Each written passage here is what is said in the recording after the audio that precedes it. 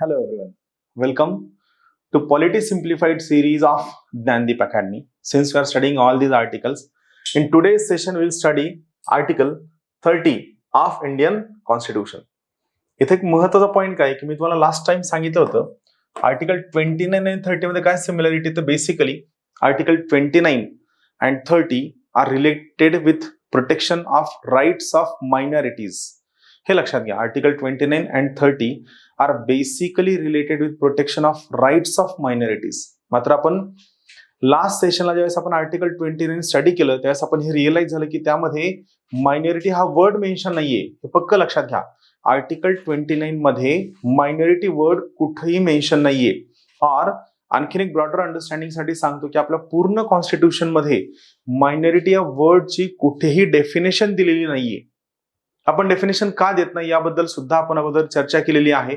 जेव्हा एखाद्या वर्डची आपण डेफिनेशन देतो त्यावेळी त्याचा स्कोप लिमिटेड होऊन जातो, तर हा स्कोप अनलिमिटेड राहावा व आपण त्या पर्टिक्युलर वर्डचं प्रोग्रेसिव्ह इंटरप्रिटेशन करता यावं यासाठी नॉर्मली आपण अनटचेबिलिटी असेल, मायनॉरिटी असेल, सोशलिझम असेल, सेक्युलरिझम असेल, या प्रकारचे महत्वाचे keywords which forms the basis of basic structure of Indian Constitution are not defined anywhere in the Constitution.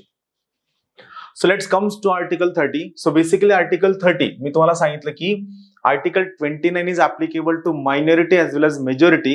Article 30 मध्ये मात्र असं नाहीये. Article 30 हे स्पेसिफिकली मायनॉरिटीज बद्दल आहे. स्पेसिफिकली मायनॉरिटीज बद्दल का? कारण 30 मध्ये तसा उल्लेख आहे. काय उल्लेख आहे? आर्टिकल 30चं टायटल काय सांगतं? Rights of minorities. So basically याच्या टायटल मध्येच मायनॉरिटी याचा उल्लेख आहे. आर्टिकल 29 मध्ये मायनॉरिटी हा उल्लेख नाहीये. काय आहे? Any section. इथे मात्र काय आहे? Rights of minorities to establish. First काय? इस्टॅब्लिश करणं अँड ऍडमिनिस्टर. सेकंड काय? त्याचं प्रशासन करणं अँड ऍडमिनिस्टर एज्युकेशनल इन्स्टिट्यूशन्स. हा थर्ड पॉइंट. सो बेसिकली काय? 30 मध्ये 4 कॉम्पोनेंट आहेत. पहिला कॉम्पोनेंट आहे मायनॉरिटीज बद्दलचा. Article 30 is about minorities. Second, it is about establishing an institution. It is about administering an institution. But which kind of institution? Only educational institution. Which kind of institution? Only educational institution. याबद्दल article 30 बोलतो. काय म्हणतं? चला आपण study करूया. Article 30 काय म्हणतं? Very interesting आहे. Article 30 says all minorities. म्हणजे याचा अर्थ काय की आर्टिकल 30 का पर्टिक्युलर स्पेसिफिक मायनॉरिटीसाठी ऍप्लिकेबल नाहीये. याचा स्कोप अनलिमिटेड आहे.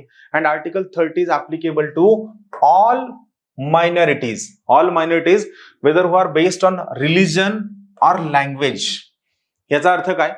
याचा अर्थ आपलं कॉन्स्टिट्यूशन 2 प्रकारच्या मायनॉरिटीजला रिकॉग्निशन देतं. याचा अर्थ काय निघतो? Indian constitution recognises 2 types of minorities. One is religious minorities. Second is language, that is linguistic minorities. So Article 30 is applicable to religious minorities as well as linguistic minorities.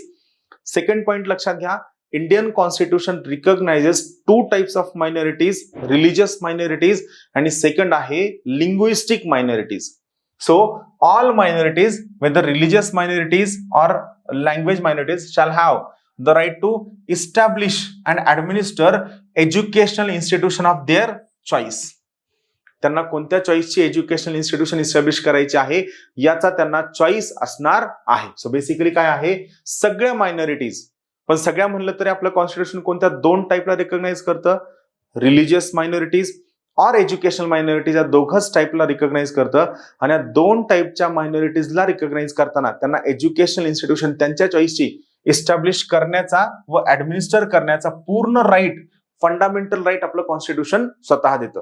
Article 30 is a fundamental right. Then what it says in making any law. आता इथं काय आहे की जर समजा पार्लमेंटला एखादा law करायचा आहे, कशाबाबतचा असेल? In making any law providing for compulsory acquisition of any property. पहा या ठिकाणी हा क्लॉज 1 ला अटॅच असणारा क्लॉज आहे आणि सोबत काय 1 ला कॅपिटल ए लिंक केलेला आहे. मी तुम्हाला सांगितलं आहे ज्या ठिकाणी आपल्या कॉन्स्टिट्यूशन मध्ये कुठेही कॅपिटल लेटर आलं तर ते लक्षात घ्या, ती पर्टिक्युलर गोष्ट कॉन्स्टिट्यूशनल अमेंडमेंट ऍक्टने ऍड केलेली आहे. ते आपल्या ओरिजिनल कॉन्स्टिट्यूशनचा पार्ट नाहीये. याचा अर्थ हा जो 1A नावाचा क्लॉज आहे कशामधला, आर्टिकल 30 मधला, it is added into the Indian constitution by constitutional amendment act. हे केव्हा ऍड झालं? हे ऍड झालं when we repealed right to property as a fundamental right by 44th Constitutional Amendment Act of 1978. 1978 ला आपण घटना दुरुस्ती केली आणि या कॉन्स्टिट्युशनल अमेंडमेंट ऍक्ट नुसार आपण right to property will no more be a fundamental right. So सध्या right to property fundamental right नाहीये, हा फक्त लीगल राईट आहे under article 300 capital A of the Indian constitution. पण हा सध्या आपला स्कोप नाहीये. Let's come to article 30. Article 30 मधला पहिल्या क्लॉज नंतर दुसरा क्लॉज आहे 1 कॅपिटल ए. 1 कॅपिटल ए काय म्हणतं, जर समजा पार्लमेंटला एखादा लॉ करायचा आहे, कशाचा लॉ करायचा आहे, compulsory acquisition of any property, एखादी प्रॉपर्टी गव्हर्नमेंटला अक्वायर करायची. आता हा लॉ का महत्वाचा आहे, का आता राईट टू प्रॉपर्टी हा फंडामेंटल राईट राहिलेला नाहीये.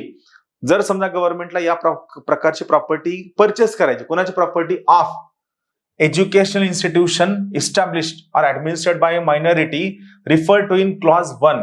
या क्लॉज 1 च्या अंतर्गत जर समजा मायनॉरिटीने एखादी एज्युकेशनल इन्स्टिट्यूशन इस्टॅब्लिश केली आहे किंवा त्याचं ऍडमिनिस्ट्रेशन करतात आणि या प्रॉपर्टीचं जर गव्हर्नमेंटला अक्विजिशन करायचं आहे, कसलं अक्विजिशन, कंपल्सरी अक्विजिशन करायचं आहे, तर त्या केसमध्ये the state shall ensure that the amount fixed by or determined under such law for the acquisition of such properties such as would not restrict or abrogate right guaranteed under that clause.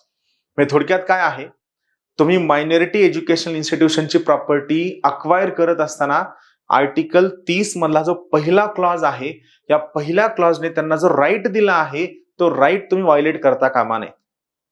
Yes, agree, state can acquire property of minority educational institution, पण हे acquisition करताना जी amount state fix करणार आहे, ही amount या प्रकारची असावी की ही amount या पद्धतीने या प्रकारची दिली जावी की ज्यामुळे या आर्टिकलचा जो पहिला क्लॉज आहे, या पहिल्या क्लॉजने जो त्यांना फंडामेंटल राईट दिलेला आहे तो व्हायोलेट होता कामा नये. थोडक्यात काय आहे, मायनॉरिटी एज्युकेशनल इन्स्टिट्यूशन स्टेटने अक्वायर करताना त्यांना कमी मानधन, चुकीच्या पद्धतीने मानधन किंवा काहीच मानधन न देणं असा प्रकार न होता त्यांना योग्य न्याय्य मार्केट मोबदला त्यांना देण्यात यावा की ज्यामुळे मायनॉरिटीला ही फिलिंग येता कामा नये की अरे कुठंतरी आमचा फंडामेंटल राईट व्हायोलेट झालेला आहे, ही फिलिंग मायनॉरिटीला येता कामा नये. याला सेकंड क्लॉज काय म्हणतो पहा. सेकंड क्लॉज, द स्टेट, तुम्हाला आठवत असेल ना स्टेट वर्ड, आपण स्टेट वर्डची डेफिनेशन कुठं पाहितलेली आहे, we have seen the word state in article 12. कुठं पाहितली आहे, आर्टिकल 12 मध्ये. The state shall not in granting aid, म्हणजे कोणत्याही प्रकारची मदत देत असताना, aid to educational institution discriminate against any educational institution, म्हणजे स्टेटने कोणत्याही प्रकारची ग्रँट देताना भेदभाव करता कामा नये on the ground that it is under management of minority whether based on religion or language. थोडक्यात काय आहे, स्टेटने कोणत्याही प्रकारची ग्रँट देत असताना भेदभाव करता कामा नये आणि हा भेदभाव करत असताना स्टेटने ही पर्टिक्युलर एज्युकेशनल इन्स्टिट्यूशन रिलिजियस किंवा लिंग्विस्टिक मायनॉरिटीची आहे, भाषिक किंवा धार्मिक अल्पसंख्याकांची आहे, म्हणून त्यांना कमी मदत द्यावं असा कोणताही प्रकार स्टेटने करता कामा नये. या प्रकारचा कोणताही भेदभाव जर समजा स्टेटने केला तर ती पर्टिक्युलर गोष्ट आपल्या कॉन्स्टिट्यूशनच्या फंडामेंटल राईटचं व्हायोलेशन असेल, हे आर्टिकल 30 स्वतः सांगतं. यामुळे specifically article 30 is a protection given to minorities. Thank you.